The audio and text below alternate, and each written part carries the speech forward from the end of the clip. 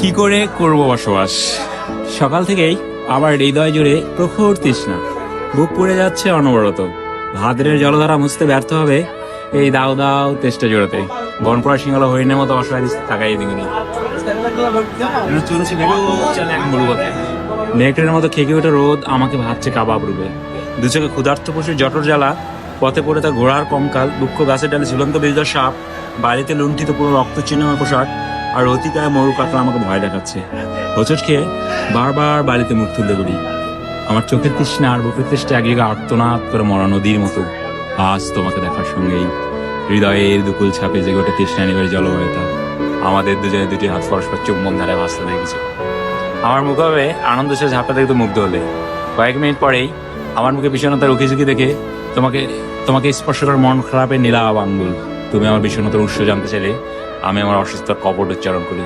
অথচ তোমার কদিন এখানে দেখতে পাবো না ভেবেই আমার হৃদয় ধুলে লুটে গেছে আহত দৈলের মতো।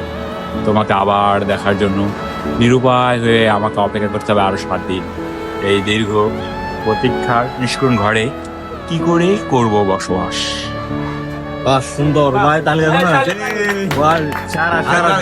বিগ ব্যান এত সেই জোস জোস।